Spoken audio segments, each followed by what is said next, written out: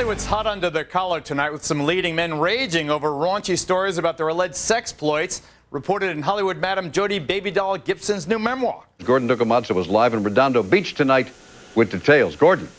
Well, Paul, this is really the story of two books. One of them is this one, the autobiography of Jody Baby Doll Gibson, which goes on sale on Thursday. But then there's the Little Black Book, which sent her to prison 7 years ago.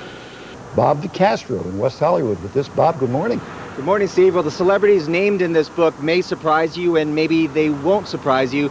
But this book does come out a couple of days from now. It's going to hit the bookstores. It's called Secrets of a Hollywood Supermadam, and she reveals in it the contents of her trick book. And this is all the names of the people that she says were her clients. We'll tell you some of those names in just a moment. But that's the woman who wrote the book, Jody Baby Doll Gibson. She took those secrets with her to prison in April of 2000. She was convicted of 3 felony counts of pimping. She served almost 2 years in prison, and her prostitution ring was called California Dreamin'. It operated in 16 states and in Europe. She employed porn stars, she says, and Playboy models. They would charge as much as $3,000, sometimes more.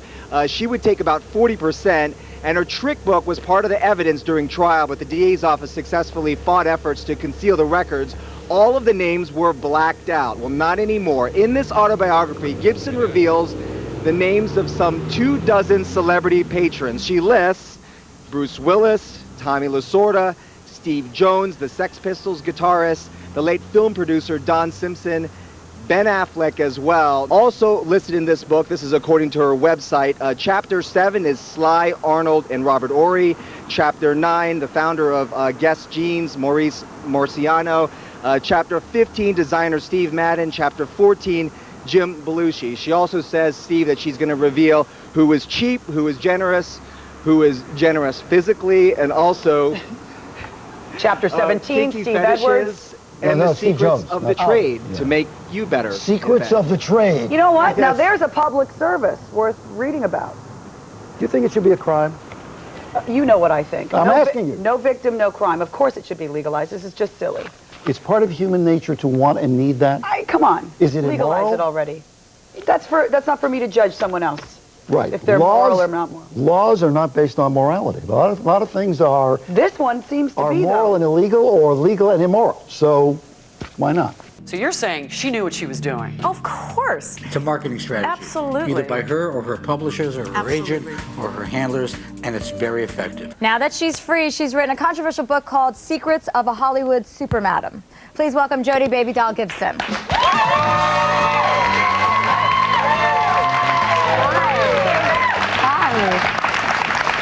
Welcome to the show. Thank you. I like your outfit. Anyone can sue anyone. However, suing me for what? I'm basing it on data.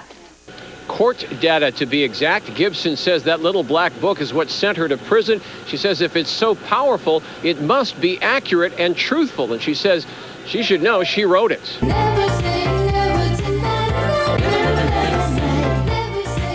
For 13 years, she led a secret double life as Baby Doll, an up-and-coming recording artist, and also as Sasha, the Hollywood Supermadam to the stars. But in all that time, Jody Gibson never publicly spilled her celebrity secrets, not even when she was finally caught, convicted, and sent to prison on 3 felony counts of pimping. All that was back in the year 2000, but now she's out, off parole, and finally naming names. Not only that, but she's divulging the sexy details in her new book, Secrets of a Hollywood Supermadam.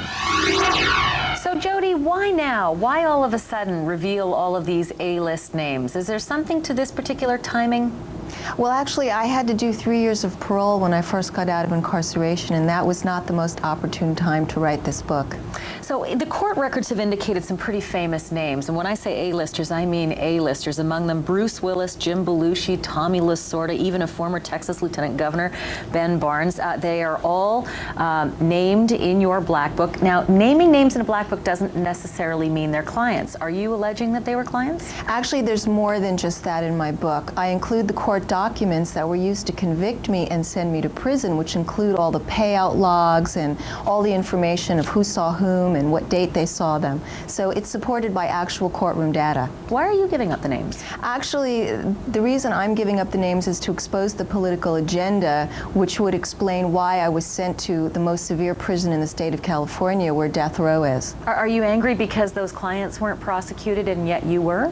I wouldn't say angry, but I definitely think there was a political agenda here, especially since I was told I was going to a minimum security facility for first-timers because I had never been arrested of anything before.